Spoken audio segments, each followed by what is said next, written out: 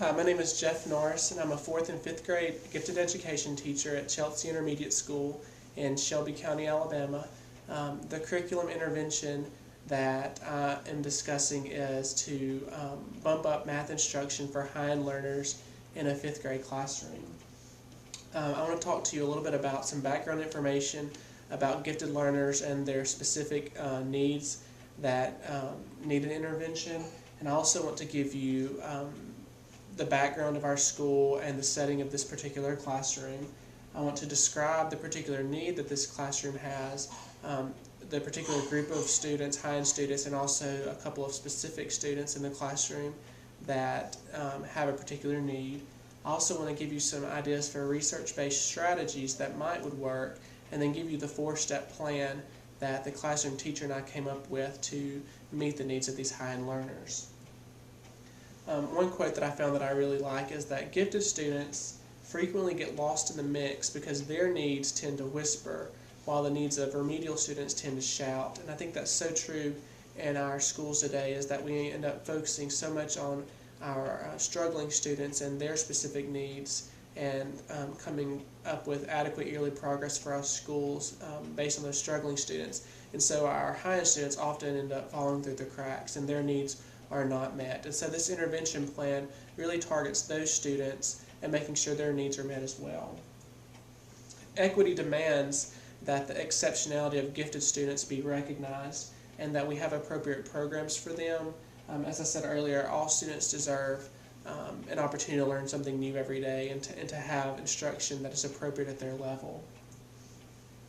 The National Association for Gifted Children says that gifted learners must be given stimulating educational experiences that are appropriate to their level of ability and that provides them potential for growth.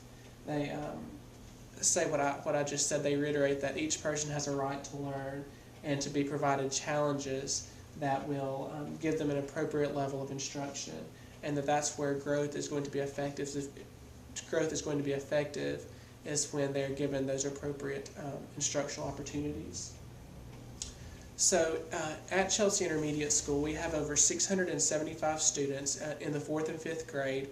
We have 24 classroom teachers, 12 in 4th grade and 12 in 5th grade. We have a lot of special education and gifted education teachers, I think 12 total.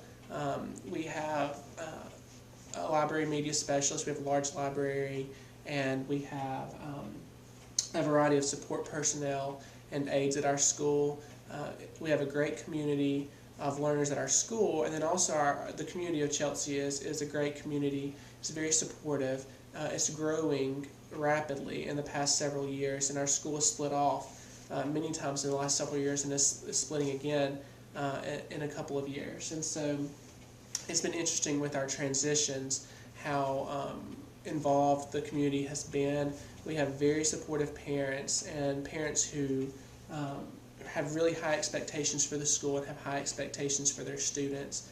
And so again, the needs of high-end learners is of increasing importance to the parents in Chelsea, because they are involved and they do want their students' needs to be met in the regular education classroom as well as in the gifted education pull-out classroom.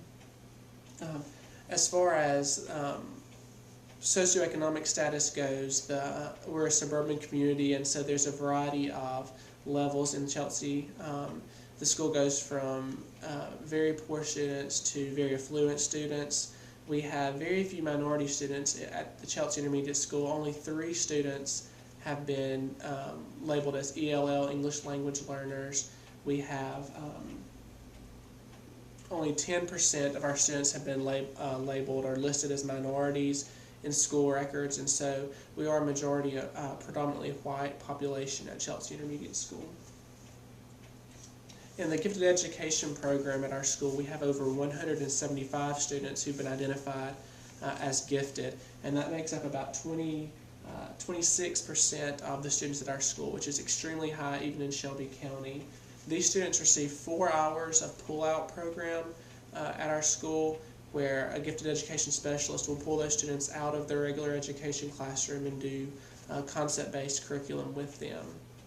We also collaborate a lot with classroom teachers and provide them with resources and tailor instruction to meet their students' needs. And because of that, we do hold teachers to a higher standard when they have cluster classrooms in their classroom. So we have 14 teachers who have clusters of gifted students in their classrooms, and so each cluster has about 14 to 16 gifted students, and so that way we have a larger group of gifted students in those regular education classrooms so that we can collaborate, and so that when they group students, they have those large groups.